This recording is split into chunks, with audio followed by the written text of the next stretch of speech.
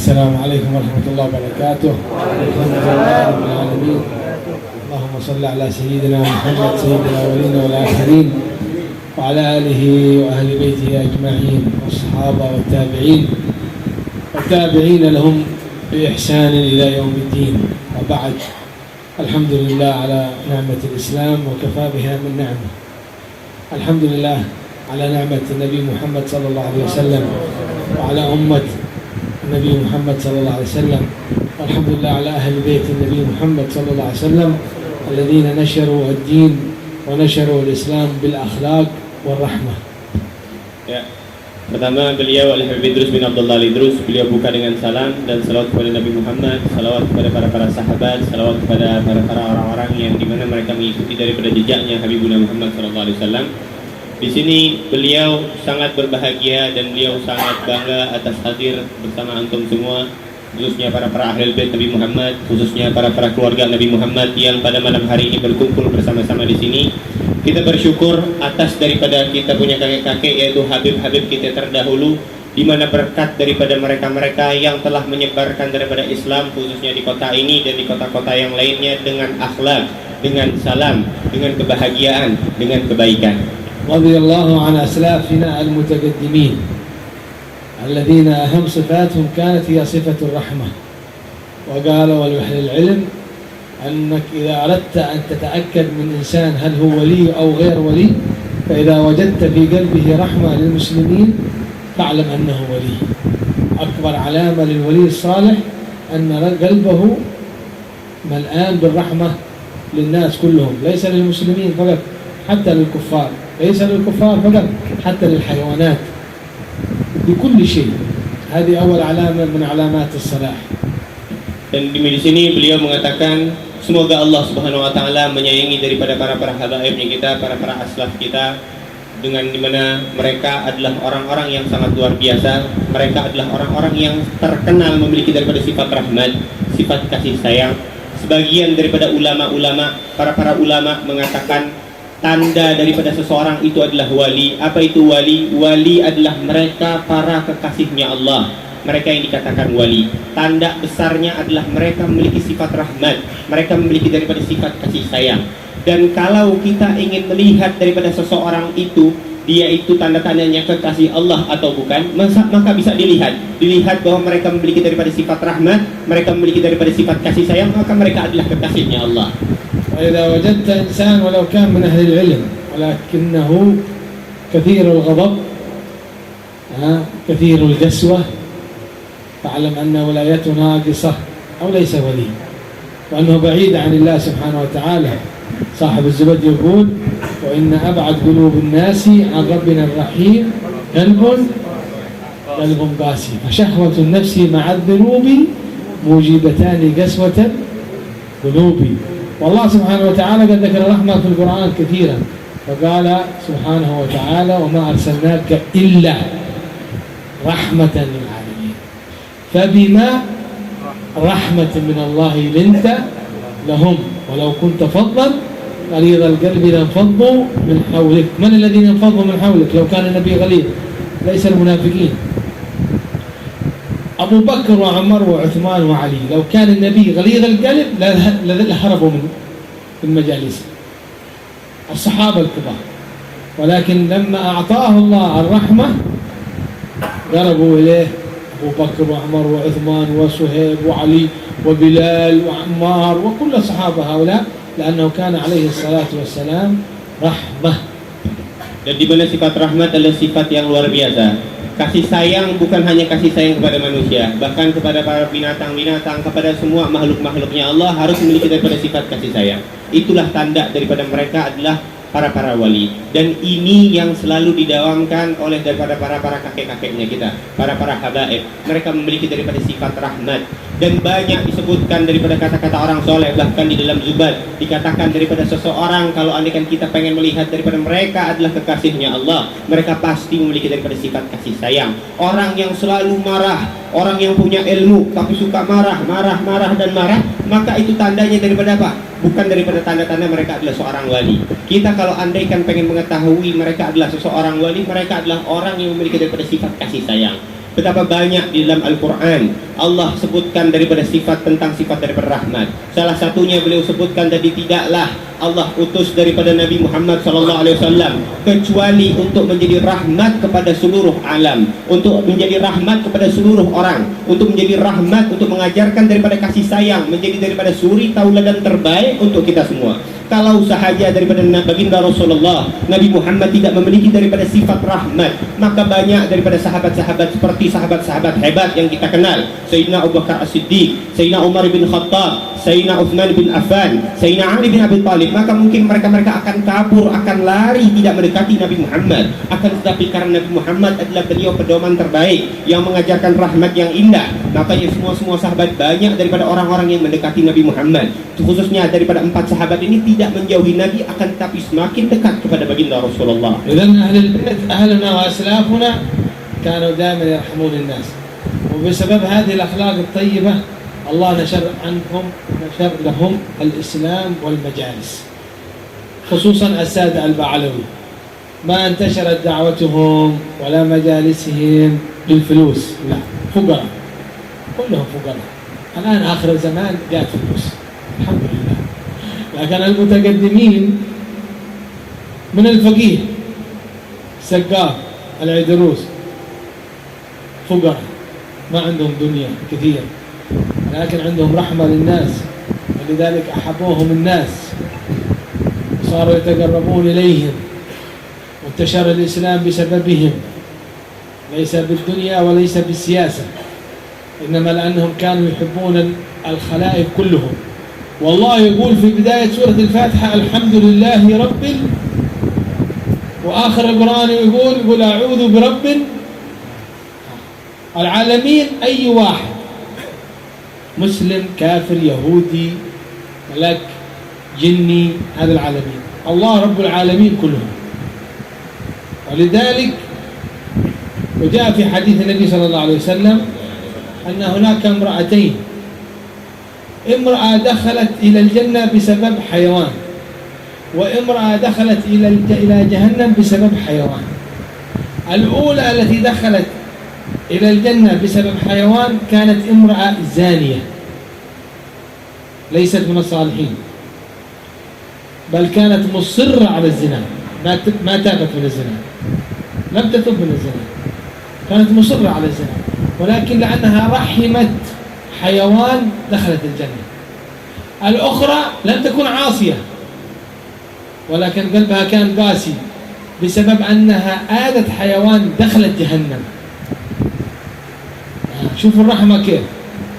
الأولى سقت كلب كان عطشان من بني إسرائيل فدخلت الجنة، وهي زانية تفعل الزنا.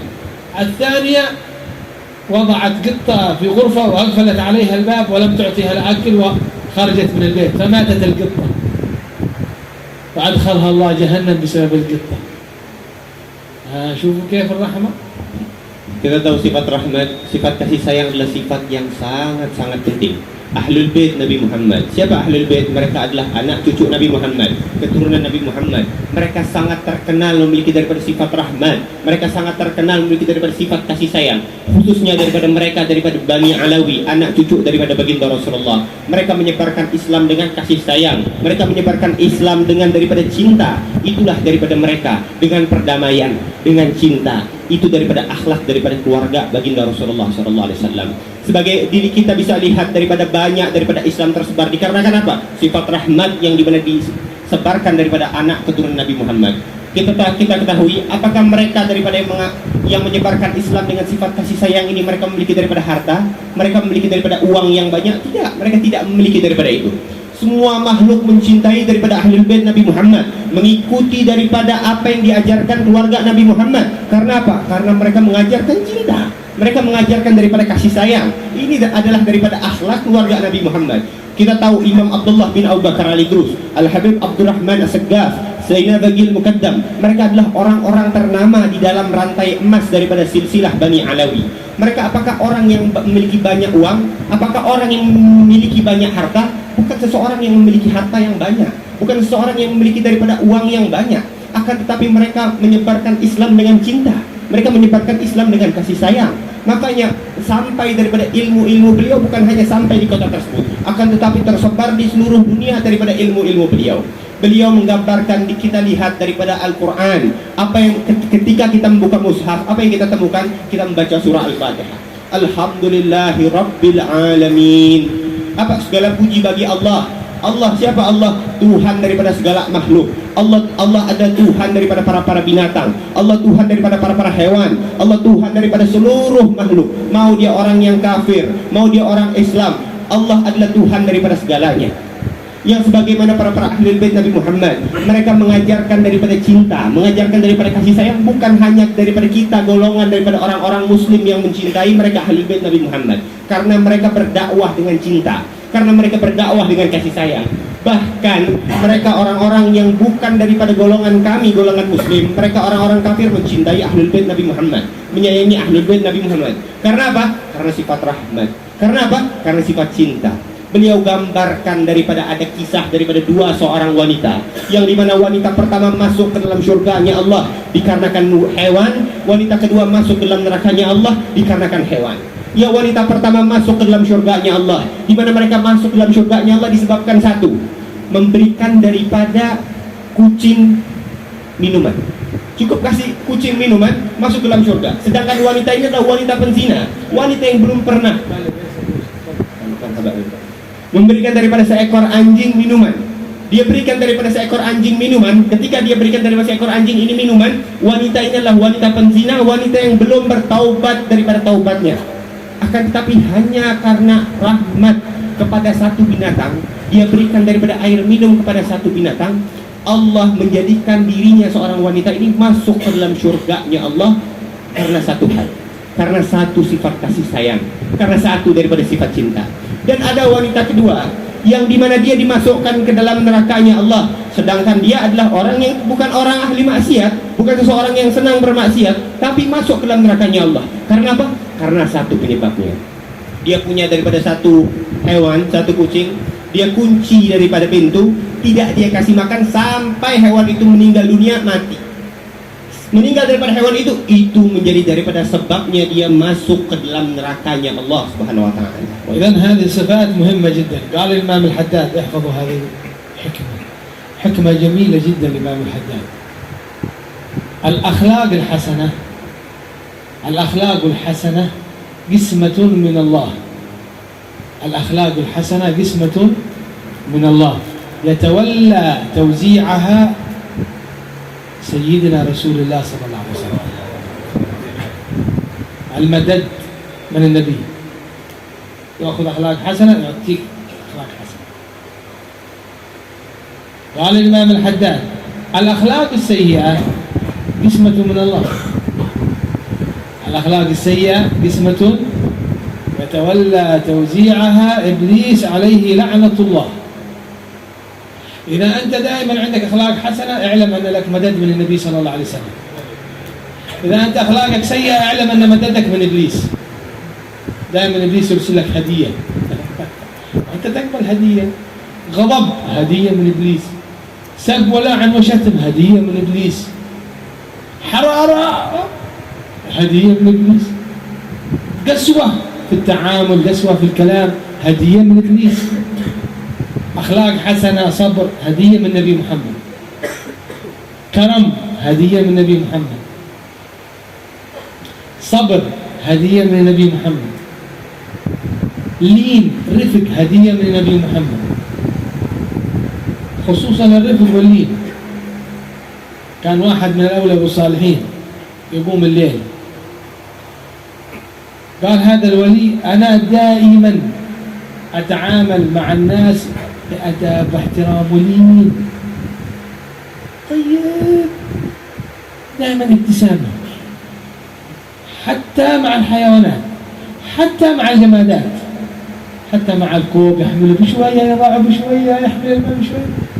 قال يوم من الأيام أو ليلة من الليالي أريد أن أقوم الليل تهجد، فأخذت الإبريق سما هذه، سما هذه، أيوة، لكن فيه ماء للوضوء، ماء فيه ماء للوضوء. أردت أن أتوضأ فوضعت فيه الماء. بعد ما وضعت الماء أخذته لأجل أتوضأ. عندما أردت أن أضعه في الأرض، كل يوم أنا كل ليلة عندما أضعه في الأرض أضعه هكذا بشوي، بقليل، بهدوء. هذه الليلة أنا كنت مستعجل على التهجد، مستعجل بسرعة أريد أتهجد. أخذت هذا الإبريق وعندما وضعته بقوة هكذا. قال فسمعت صوتا منه يقول يصيح، يقول لماذا تضعني بقوة؟ كل ليلة أنت تضعني برفق ولين. يشتكي، كل شيء يسبح بحمد الله، كل شيء يذكر الله، حتى الجمادات تسبح الله، كل شيء. النبي صلى الله عليه وسلم أخذ حجار فسبحت في يده، فأعطاها أبو بكر فسبحت في يده، أعطاها عمر فسبحت في يده، أعطاها عثمان فسبحت في يده حجار، فوضعوها في الأرض سكتت. كل شيء مخلوق له ذكر. فهذا الولي يتعاطى الرفق مع كل شيء. هذا الولي الصحيح، ليس الذي يرفع صوته على أمه، يرفع صوته على زوجته، كل يوم مشاكل مع زوجته، كل يوم مشاكل مع أولاده، كل يوم مشاكل مع جيرانه، وبعدين يقول أنا ولي صالح. أنت ولي؟ أنت شيطان كبير، أنت شيطان في جلد بني آدم. هذه أول شيء ينبغي أن نتعلمه. إذا وجدت هذه الصفات، احفظها، إذا وجدت هذه الصفات الناس يدخلون الدين من دون كلام. ما في داعي مذاكرات كثير، مذاكرات كثير، مجالس كثير. الناس ستترك المعاصي من دون نصيحة إذا وجدت هذه الصفات. لكن للأسف هذه الصفات غير موجودة في المسلمين، قليلة جدا. الله يكثرها إن شاء الله ويجعلنا من أهلها، آمين يا رب. Ini diingat semuanya, dicatat baik-baik. Mudah-mudahan pesan ini dapat menjadi pesan yang terbaik buat kita. Yang pertama kata Imam Haddad, sesuatu hal yang baik itu adalah pembagian dari Allah yang Allah berikan kepada hamba-hambanya.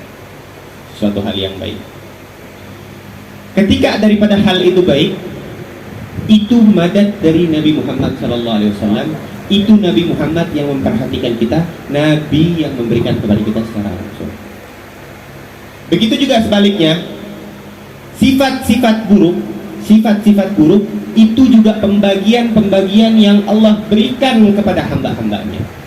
Akan tetapi itu adalah suatu hal yang syaitan berikan kepada manusia-manusia yang lainnya. Jadi poin pentingnya di sini apa? Kalau kita yang selalu senang rahmat, suka untuk selalu tersenyum, suka untuk selalu menjadi orang yang dermawan, suka untuk selalu membantu orang lain dan yang lain-lainnya, maka kamu termasuk daripada orang-orang yang mendapatkan daripada hadiah langsung dari Nabi Muhammad. Kamu menjadi daripada seorang hamba yang diperhatikan langsung oleh Nabi Muhammad. Kamu adalah sosok seorang hamba yang baginda Rasulullah yang langsung memberikan daripada sifat baik itu kepada kamu. Tapi sebaliknya, kalau kamu senang untuk marah kepada orang lain, kamu menjadi daripada orang yang pelit, kamu menjadi daripada orang yang suka daripada membicarakan daripada aib orang lain, atau apapun itu sifat-sifat buruk yang dimana kamu suka lakukan, maka kamu termasuk orang yang secara tidak langsung menerima hadiah dari syaitan.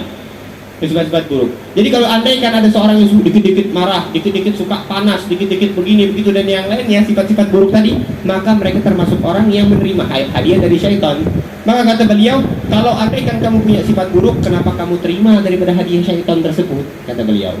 Maka jangan sampai kita menjadi orang yang seperti itu, yang menerima daripada sifat-sifat yang tidak baik seperti itu.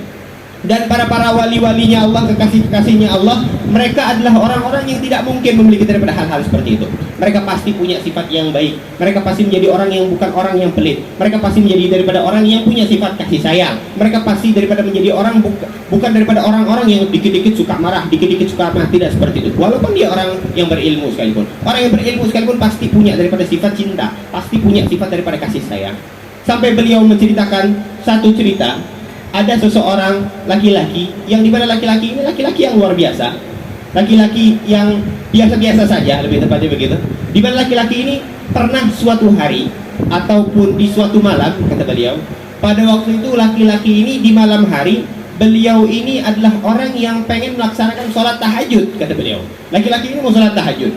Ketika mau sholat tahajud, ingat, ini adalah salah satu daripada tanda dia adalah seseorang kekasihnya Allah, seorang wali. Wali itu kata beliau bukan hanya punya sifat kasih sayang sama makhluk, bukan hanya punya sifat kasih sayang kepada hewan, bahkan kepada benda mati, kepada seperti gelas, kepada seperti batu, kepada seperti pohon atau apapun itu, punya sifat kasih sayang kepada semua.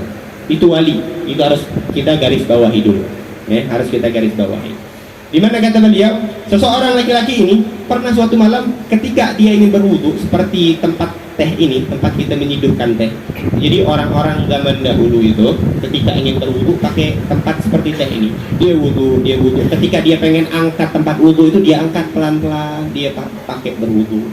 Ketika dia ingin simpan, dia simpan pelan-pelan, dia pakai buat berwudu. Itu orang-orang soleh begitu. Jadi punya sifat cintanya apa? Ke benda mati pun punya sifat cinta. Karena apa? Dia meyakini orang-orang yang mengingat Allah itu bukan hanya daripada mereka yang memiliki daripada nyawa, akan tapi orang-orang yang mengingat Allah, bahkan benda mati sekalipun selalu berzikir kepada Allah. Benda mati sekalipun selalu bersalawat kepada Nabi Muhammad. Benda-benda mati mereka tak hidup, benda-benda mati.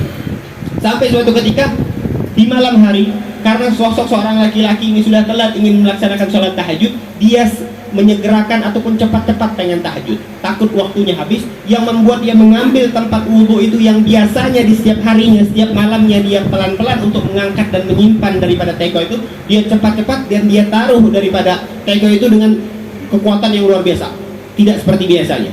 Ketika dia simpan, tekonya ada suara, tekonya bersuara yang dimana mengatakan suara ini, kenapa kamu pada hari ini nyimpan saya dengan kekuatan yang seperti ini? Tidak seperti biasanya engkau seperti ini.